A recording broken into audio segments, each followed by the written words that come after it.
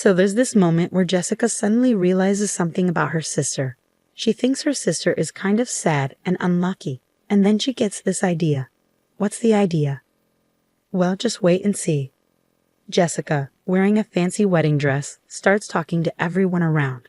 She even grabs a microphone. Then she says loudly to all the guests, "Does anyone want to marry my sister? She's not super smart, and she's getting older, you know?" After saying this, Jessica's sister gives her a sneaky smile. But she doesn't realize how rude Jessica's words are. The room suddenly feels weird, and people start whispering. Some of them look at Jessica with disapproval. But Jessica doesn't notice any of this. She grabs the microphone again and tells her sister, "Come on, you have to make yourself sound better. There are lots of good-looking doctors here. Don't you get what you've done wrong?" Suddenly, something big happened. A woman named Emily Nichols, who's 29 years old and works a regular job, spoke up. She's not particularly striking in looks, just ordinary. But she has one interesting thing about her. She became a lawyer after finishing middle school. Emily has a sister named Jessica, who's 2 years younger. Jessica is pretty and outgoing, so their family always favored her. Emily, unlike Jessica, isn't noticed much. She's just average in looks and style. Plus, she's not very charming, so she didn't get much love from her family or relatives. At home, she felt ignored and often got treated coldly. She couldn't compete with Jessica's natural charm, which got all the attention from their parents. Instead of love, Emily got harsh treatment. I tried really hard in school, hoping my family would notice me even just a little bit. But no matter how well I did, I could never beat my sister. Eventually, I got tired of trying so hard to be loved by my family. I decided to focus on something else instead of seeking their affection. I threw myself into studying, telling myself I'd find my own value. Studying hard made me feel more sure of myself, and I started to see good results. I hoped that one day my parents would praise me for my academic achievements, so I kept studying late into the night during middle school. I always got the highest grades in my class and did better than everyone else in tests, but my parents never praised me. Instead, they seemed disappointed if I didn't get almost perfect scores in every subject. They'd say things like, "Being at the top isn't enough. You need to be perfect in everything." Even if I got a 95% in a tough test, they'd still say it wasn't good enough. My mom's voice was like ice, sharp and cold. She always had something to say about my grades, making excuses feel useless. "Are you trying to show off these less than perfect grades?" she'd say, making me feel small. All I could do was mumble an apology. "Yes, I'm sorry," I'd say quietly. No matter how hard I tried, my grades never seemed good enough for my parents. They never appreciated my efforts. If I didn't get a perfect score, they'd scold me. But what hurt more than their coldness was when my sister Jessica said seemingly innocent things. "Oh, are you getting in trouble again?" she'd say, barging into my room and smirking at my report card. Getting scolded even with good grades? That's sad. I get praise even for barely passing. Then she'd pretend to be concerned, saying, "I thought you were feeling down." But I guess I was wrong. "If you were really worried, you wouldn't talk to me like that." "That was my report card," I said. "See, that's your problem. You're always so standoffish. That's why Mom and Dad don't show you love. It's because of that," Jessica replied, her eyes cold and full of contempt. Even as she walked away, I could still feel her disdain. After she left, I heard her cheerful laughter with our parents from the living room. I should have been used to this by now, but I couldn't stop the sadness that welled up inside me. Tears streamed down my face. In my hand was my report card, now crumpled from my tight grip. I made a new resolve to stand on my own and escape this suffocating family environment. I decided that excelling in my studies and improving my abilities was the key to my freedom. From that moment on, I promised myself I would make it happen. I threw myself into my studies with even more determination than before. One day, as the autumn breeze blew through the classroom windows, my father made an unexpected announcement. "Emily, you will not go to high school. You need to start looking for a job immediately," he said coldly. I was shocked and didn't know what to say. "Why would you say that?" I asked, trying to hide my confusion. My father replied, "It's not worth investing more in you. If you want to go to high school, you'll have to pay for it yourself. If you can't do that, you'll have to give up." "But I'm still in middle school. I can't get a job that pays enough. How am I supposed to?" I tried to argue, but he wouldn't listen. "Then you'll just have to accept it. Your mother and I have decided to focus our finances on Jessica. We can't afford to spend more on you, he said firmly. That's not fair. I screamed internally, but my father's decision was final. His harsh words seemed to drain all the color from my world, turning everything gray. My mother and sister watched me with unhidden smiles, clearly pleased. Now, I understand there were options to cover high school expenses, like finding schools with tuition waivers or scholarships. But back then, I didn't know about these options, and I felt devastated by the end of my educational path. From that day, my passion for learning faded quickly. The praise from my homeroom teacher, who admired my grades, felt empty. With no support for my education at home, my hopes of continuing my studies seemed impossible. After middle school, I started working at a local factory. I wasn't old enough to live on my own, so I worked hard until I turned 18. Most of my salary went to the household, and I saved the small amount I kept for myself. Those days were tough, like crawling through an endless tunnel. On my 18th birthday, I finally left that house. I left a single letter for my family and, with a firm decision in my heart, walked away from the home that was now just a memory. After I left, it was as if I never existed to my family. They didn't call or write. At first, living away from them was painful, and I felt very lonely. But over time, work kept me busy, and the loneliness faded. Living independently, the stress from home disappeared, and I felt a new sense of mental freedom. This peace of mind reignited my enthusiasm. I regained my love for learning and decided to start studying again. I began with the basics, reviewing diligently. The joy of learning filled my heart once more, and soon I was studying with ease. I moved on to high school textbooks and started reading extensively. During my reading journey, I became fascinated by books on law, which sparked a deep interest in the legal profession. Although I had only finished junior high, the idea of becoming a lawyer seemed far-fetched. But then I learned about the preliminary examination system, which opened up new possibilities for me. This system offered a chance for someone with my educational background to take the bar exam. Armed with this new information, I intensified my dedication to studying. I used every possible moment at home and during breaks at work to memorize legal terms. During lunch, I would eat while studying for the bar exam.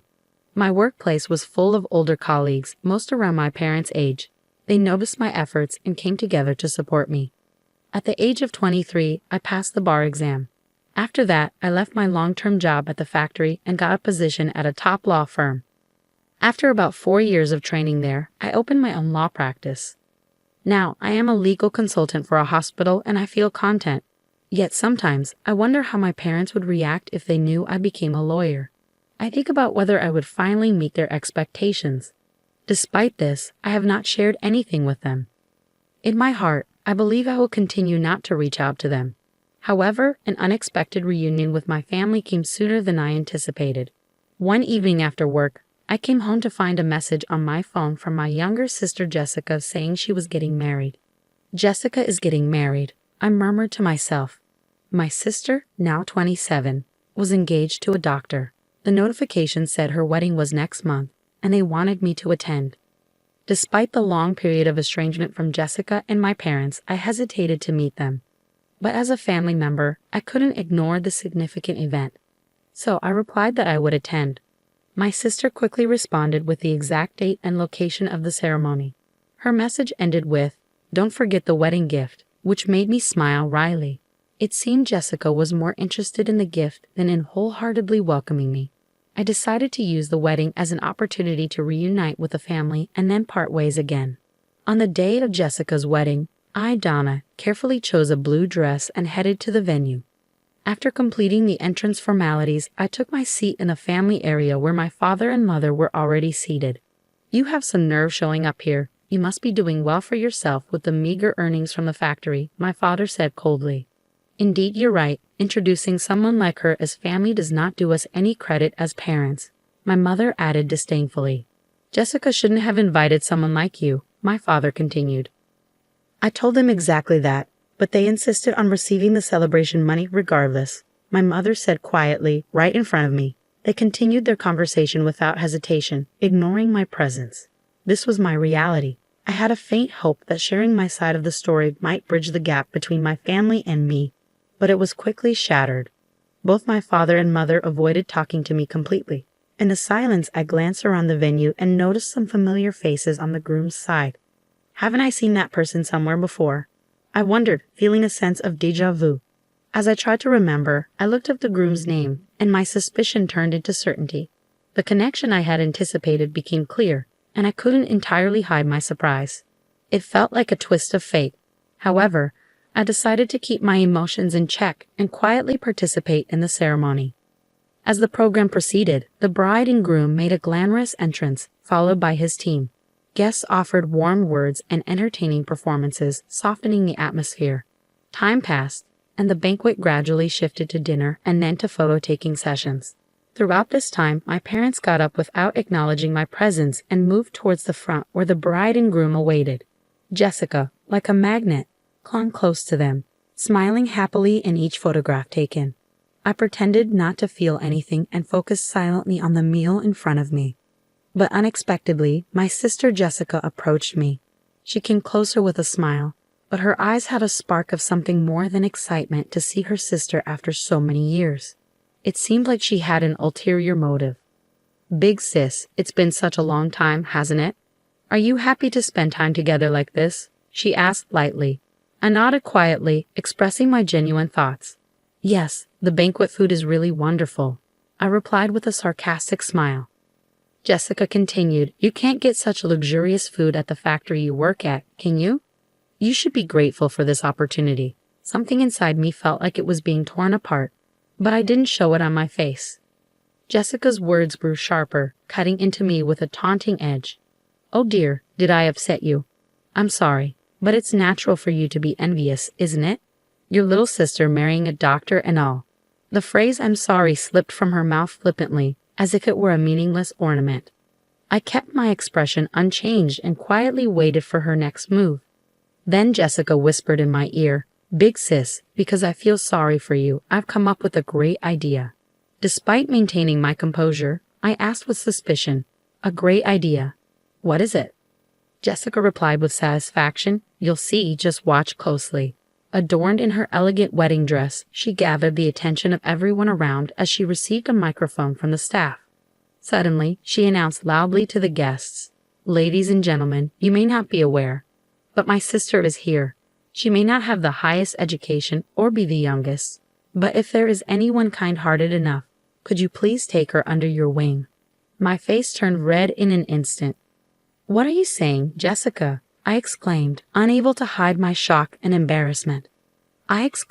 Jessica continued even louder. "Although she doesn't earn much and leads a modest life, is there someone here who can brighten my sister's future?"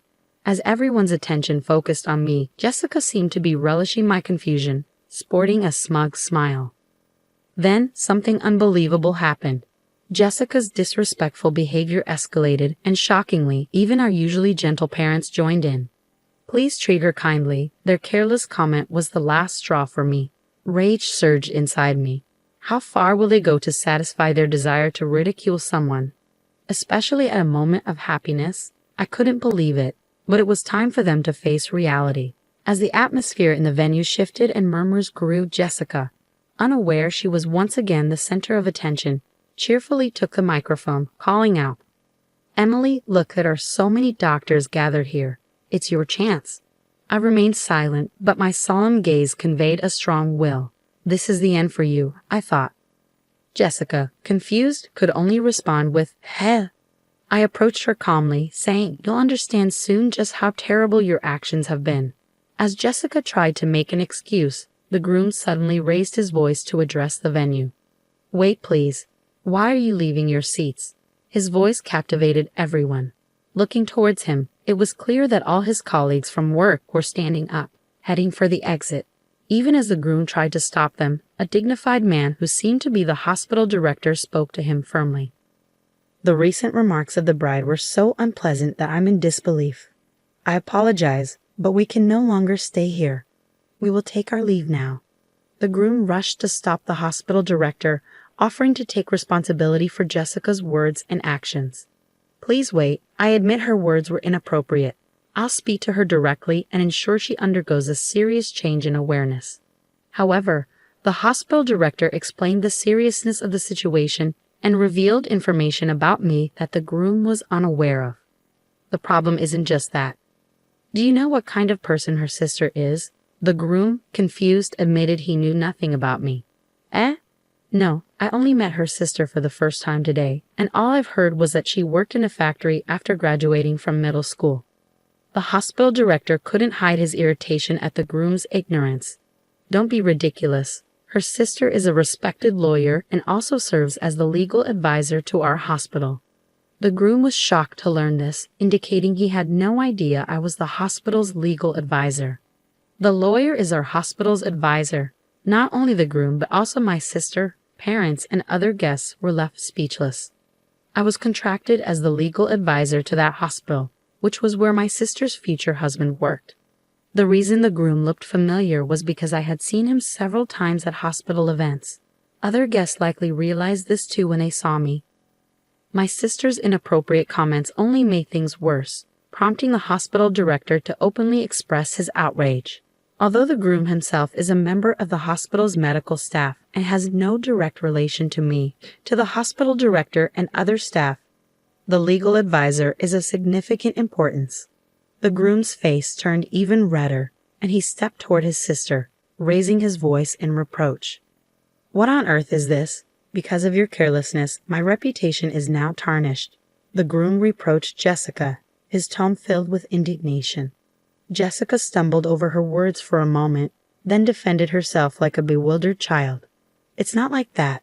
I truly had no idea that my sister was in such a prestigious position. Growing more indignant, the groom continued to chastise Jessica for her ignorance. Ignorance is no excuse. And how can you speak so lightly and disrespectfully of your own sister? As a human being, your behavior is at the very bottom. You've truly lost sight of what's valuable. Desperately trying to elicit some understanding, Jessica pleaded, "Wait a minute, listen. I have a good reason." However, the groom, unwilling to hear her explanation, declared decisively, "The withdrawal from the marriage itself. I have no interest in hearing your excuses. Our marriage discussion ends here." Shocked by his words, Jessica collapsed on the spot as if her soul had left her, her complexion turning deathly pale. Then, in a fit of anger, the groom and the guests disappeared from the wedding hall. As I was about to leave, I heard a desperate cry from my sister behind me. "Please help me, Emily." But I didn't let her cries sway me. Confronting her with a stern tone, I said, "Help you say? Why should I do such a thing for you? The situation you're in now is the result of your own actions. Trying to get a laugh with a joke that mocks others and then playing the victim when it fails is pathetic. I can't accept it." Jessica, confused and anxious, pleaded, "Why are you being so harsh? If you had known about my success as a lawyer," I replied calmly but firmly, "why didn't you bother to contact me? In fact, I was planning to end our relationship after this wedding, but seeing your unfortunate end, I'm somewhat satisfied. You must be disappointed that your engagement to a doctor has been called off. Well, you better work hard to find your next prospect." With those words, I left the venue with dignity. From afar, I could hear the critical voices of my sister and parents. Everything went as expected, and my sister's marriage was no more. The parents, who had believed a secure future was guaranteed through my sister marrying a doctor, expressed their anger towards her for the first time. Amidst the chaos, my sister, always pampered, couldn't bear their anger and sought solace with a broken heart. But I turned a blind eye to her pleas, devoid of sympathy. I never answered her calls, despite her repeated attempts, and I cut off all contact with the family. I heard that my sister had quit her job, now unemployed, estranged from our parents, and spending her days isolated at home. As for me, I am enjoying a very satisfying life both professionally and personally, leading a peaceful existence without major problems. Although my relationship with my family has been rocky, I am grateful for the strong support I receive from colleagues and friends. This contented life isn't just luck, it's the result of years of self-improvement and hard work. There were challenging days, but overcoming each obstacle has brought me to where I am today. Reflecting on my past struggles and their impact on my growth, I aspire to continue living a fulfilling life at my own pace, setting achievable goals while minimizing stress.